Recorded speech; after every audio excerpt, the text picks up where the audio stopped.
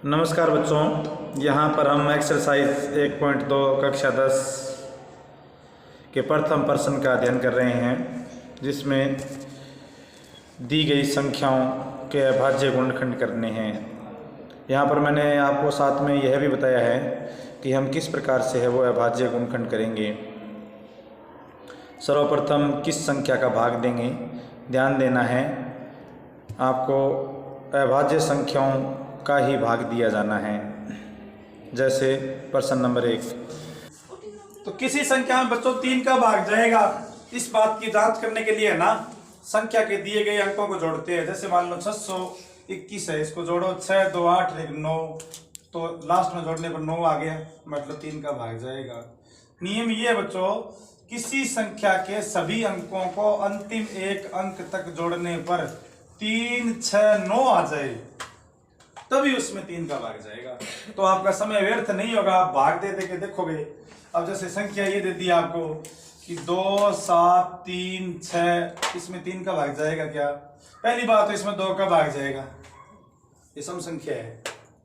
अब 2 के बाद इसमें 3 का भाग भी जाएगा, 3 का भाग जोड़ के देखो, 7 और 2 9 और 3 12 और 6 18, और जोड़ दो 8 रह गए 9, तब तक जोड़ते जाना है, तब तक लास्ट एक अंक नहीं आए। लास्ट में क्या आ गया यहाँ 9, मतलब इसमें 3 का भाग जाएगा। तो अब संख्या आ गई 35, 2 का भाग तो आपने दे दिया, अब 3 का भाग इसमें जाएगा नहीं, क्योंकि 35 को जोड़ेंगे 3 और 5 हुए 8, तो इसमें 2 का भाग नहीं जाएगा। अब 3 का, 2 का नहीं जाता, 3 का नहीं जाता, उसके बाद 4 का नहीं देखेंगे, क्योंकि 4 तो खुद एक भाज्य संख्या है। 2 3 के बाद अभाज्य संख्या है वो 5 है, तो इसमें 5 का भाग जाएगा, क्योंकि 5 का भाग उसी में जाता है जिसका इकाई अंक 0 या 5 हो।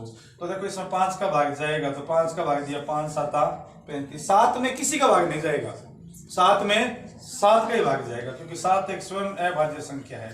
तो अब आ गया 140 बराबर 2 गुणा 2 2 गुणा 2 गुणा 5 गुणा 7, तो उत्तर आ गया 2 की घात 2 गुणा 5 गुणा 7, ये आंसर आ गया। यानी 140 के अभाज्य गुणनखंड ये होंगे। इसमें कई बार ये भी पूछ लेते हैं कि 140 के अभाज्य गुणनखंड में अभाज्य संख्याओं की घातों का योगफल क्या होगा। तो अभाज्य संख्याओं की घात यहाँ कितनी है 2, यहाँ 1 2 1 3, और यहाँ 4 2 1 3 देखे 4, तो यहाँ घातों का योगफल है वो 4 है। दूसरा प्रश्न है 156। देखो बच्चों 156, अब सबसे पहले 156 देखो सम संख्या है या नहीं है, सम संख्या है तो इसमें वो 2 का भाग जाएगा।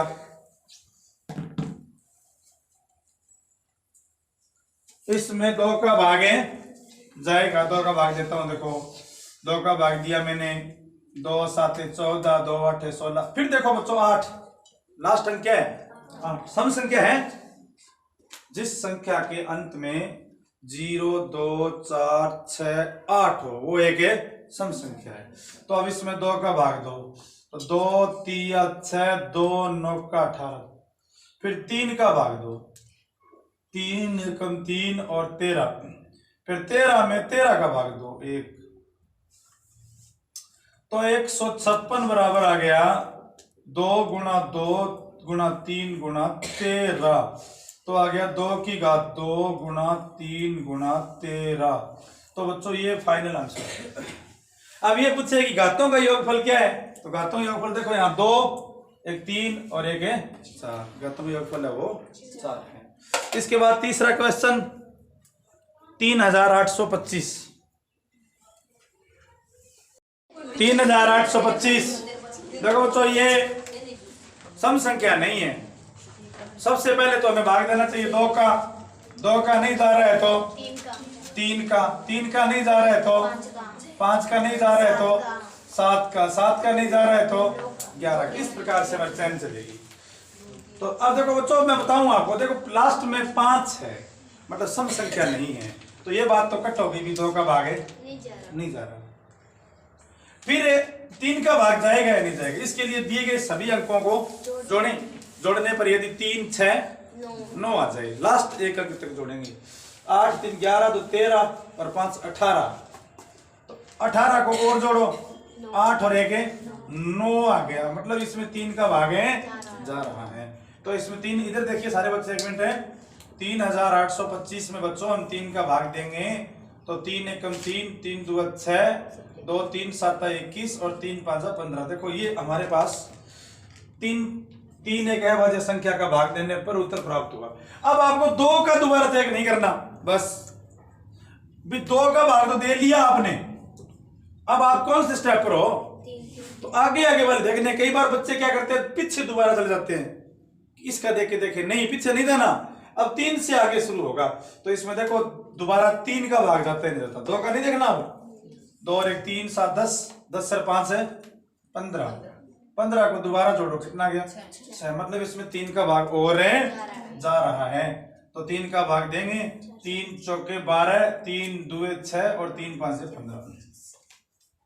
तो अब देखो बच्चों 3 का भाग और देखो जा रहा है क्या, तो 4 2 6 5 11, मैंने सभी अंकों को जोड़ा, 4 2 6 6 5 11, 1 1 11 का 1 1 2 भाग नहीं जा रहा, नहीं जा रहा ना।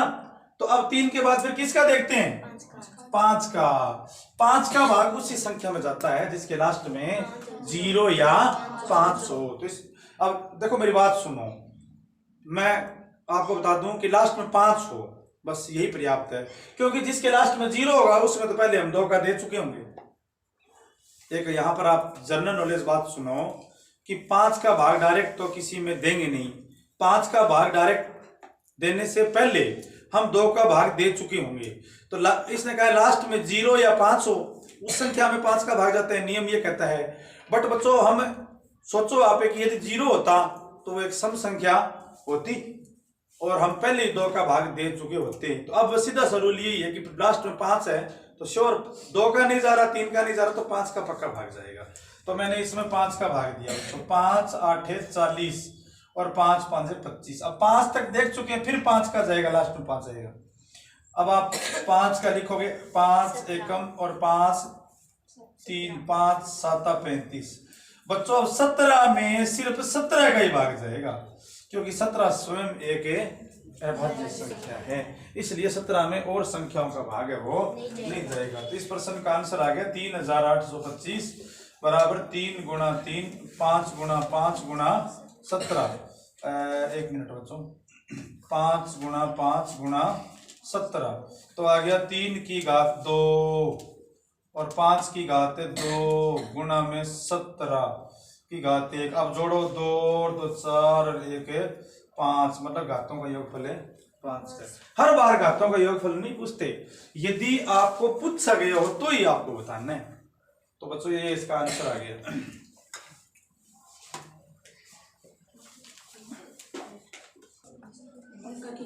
नेक्स्ट क्वेश्चन है 5005 के, आपको अभाज्य गुणनखंड करने हैं। चौथा क्वेश्चन है शायद ये, मैं देख लेता हूं, चौथा ही है 5005 के। देखो बच्चों 5005, तो आप प्रश्न को देखो, यह एक सम संख्या नहीं है, इसलिए इसमें 2 का भाग तो जाएगा नहीं, क्योंकि 2 का भाग तभी जाता है जब लास्ट में 0 2 4 6 8 हो, या ये कहें कि 2 का भाग उसी संख्या में जाता है जिसके लास्ट में 2 का पहाड़ा हो।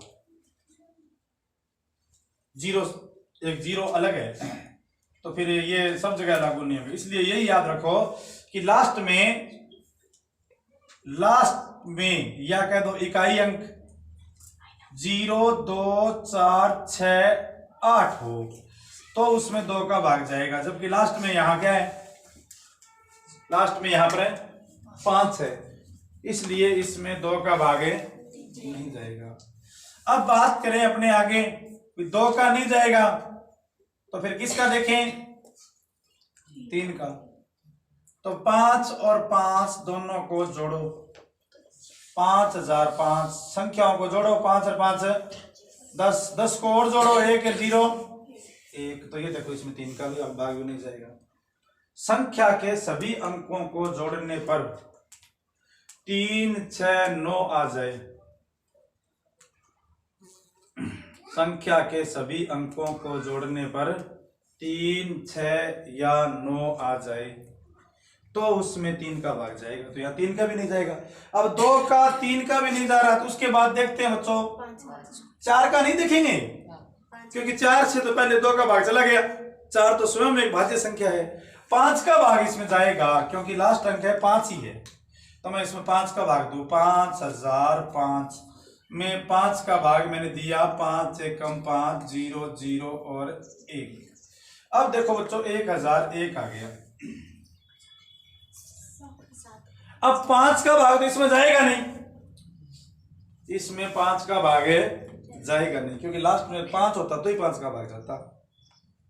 अब आपको सर 0 में तो 5 का भाग जाता है, लेकिन मैंने आपको बता दिया इसी टॉपिक में यहीं पर ही कि 0 यदि 0 होता है 5 होता है तो भी 5 का भाग जाता है, लेकिन 0 होता है तो पहले 2 का दे चुके होते हैं ना।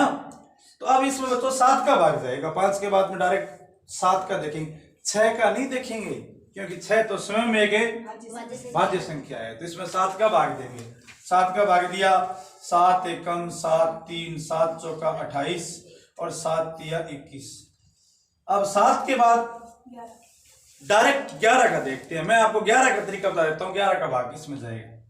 पहली बात तो 11 का भाग देख लेना चाहिए। 11 का भाग तो बच्चों है ना 1 4 3, इसमें यहाँ पे पहली संख्या है गोला लगाओ, फिर 1 छोड़ के गोला लगाते जाओ।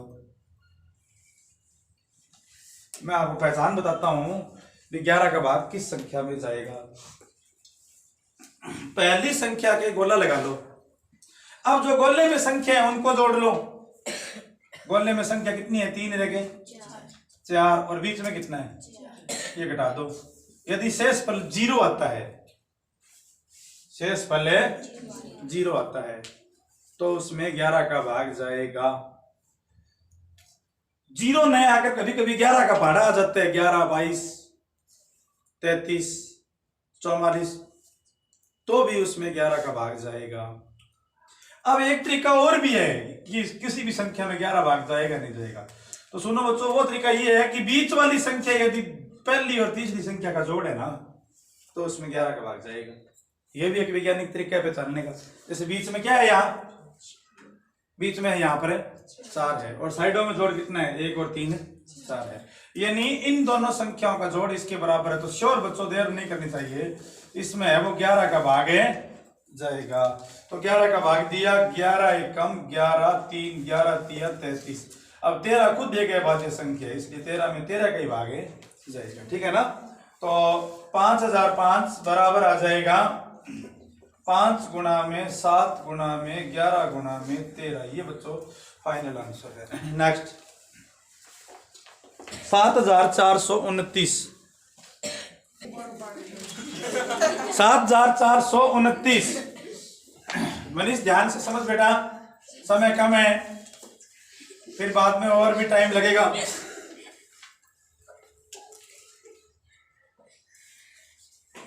ये विवाह शादी का सीजन है मनीष है, इसमें समय है वो मेंटेन करना पड़ेगा आपको, तब आपकी तैयारी हो पाएगी। इसलिए कि क्वेश्चन को ध्यान से समझिए आप, क्योंकि बच्चों जिस समय आपकी एग्जाम का समय होता है वही शादी विवाह का समय होता है, तो उस समय में आप है वो कैसे पढ़ पाओगे। तो मनीष ये आपको टारगेट करके क्वेश्चन करवा रहा हूं मैं। देखो ये सम संख्या तो है नहीं, सम संख्या होती तो 0 2 4 6 8 होता।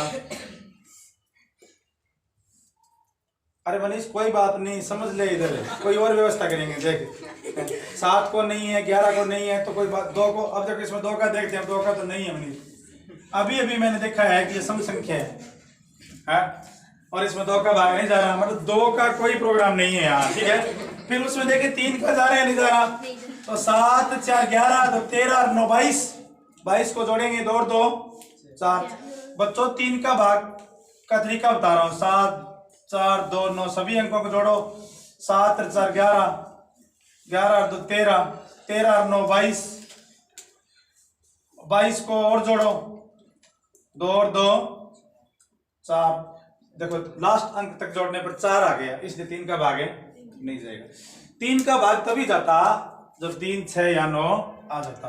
तो मनीष यहाँ 3 को भी सिस्टम नहीं बन रहा, गड़बड़ है, तो इसमें 3 का भाग भी नहीं जाएगा। जब 2 का नहीं है, 3 का नहीं है, तो फिर 4 तो गौरी भी नहीं करते, क्योंकि 4 तो खुद एक भाज्य संख्या है? अब उसके बाद बच्चों 5 का भाग तो जाएगा नहीं, क्योंकि 5 का भाग जाता है तो लास्ट में यहाँ 0 या 5 होता, स्पेशली 5 होता, तो इसमें 5 का भाग भी नहीं जा रहा, तो 2 का कोई प्रोग्राम नहीं है, 5 का भी नहीं है, 3 का भी नहीं है, 5 का नहीं है। अब देखते हैं 7 का है क्या? अब आपको सर 6 का, 6 तो स्वयं एक भाज्य संख्या है, तो 7 का भाग देख के देखो, इसमें 7 का भाग भी नहीं जा रहा। तो 7 के बाद बच्चों बारी आती है 11 का भाग देख के देखो, इसमें 11 का भाग देखो 7 4 2 9, या तो आप भाग देख के देख लेना, नहीं तो तरीका मैं बता देता हूँ 11 का। पहली संख्या के गोला लगा लो, एक छोड़ के फिर गोला लगा लो, गोले वाली संख्याओं को जोड़ लो, 9, जो पीछे बच गई उनको जोड़ लो, 13, तो बड़ी संख्या में छोटी संख्या घटा दो, 13 में 9 घटाओ 2, मतलब भाग नहीं, सॉरी 13 में 9 घटाएंगे 3, भाग तभी जाता है जब यहाँ घटाने पर या तो 0 आता या 11 का पहाड़ा आता, तो इस प्रश्न में 11 का भाग भी नहीं, सॉरी 11 का भाग भी नहीं जाएगा। तो 4 को भी नहीं है, कोई भी सिस्टम नहीं है। मनीष आप 4 4 कहते हो, 4 को बेटा कैसे सिस्टम बनेगा बताओ? 4 को तब सिस्टम बनता जब आपका 2 का भाग जाता, 4 को तो भाग देने की जरूरत नहीं है। तो अब इसमें 11 के बाद डायरेक्ट है 13 का भाग देके देखो, 13 का भाग भी इसमें नहीं जाएगा। फिर इसमें 13 के बाद हिम्मत नहीं हारते हैं, ऐसे बहुत सारे बच्चे छोड़ देते हैं कि छोड़ो इसको, अब तो भाग जा ही नहीं, तो भाग तो जाएगा ही। 11 का नहीं, हिम्मत नहीं हारती मनीष है।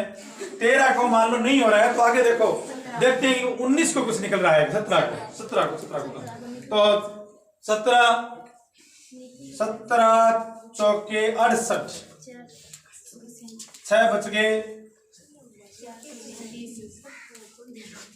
7000 भाग दे लेता हूँ भाई, 17 का भाग दिया, 17 चौके 68 बच गए 2, 6, 17 2 34, 17 3 51 बच गए 1 और 1 19, 17 7 119। ये देखो 17 को कुछ है वो हो रहा है, मतलब भाग जा रहा है। तो 437 17 का भाग दिया, ये देखो मनीष के चेहरे पर मुस्कुराहट जैसी 17 आया। अब आगे 17 का भाग, सॉरी 17 का दिया था ना, आगे 17 लिखना चाहिए। अब 437 में 17 तक तो हमने देख लिया, अब इसमें 17 का भाग दोबारा जा नहीं रहा। अब इसमें 19 का भाग जाएगा, तो 19 का भाग जाएगा तो मेरे हिसाब से 19 दुआ 38 और बच गए 2 3 19 57, 23 और 23 स्वयं एक अभाज्य संख्या है, तो फिर इसमें 23 में 23 का भाग जाएगा। तो बच्चों मनीष कुल मिला के तेरा प्रोग्राम है वो 17 19 और 23 को बन रहा है। पूछते हैं चलो दोबारा।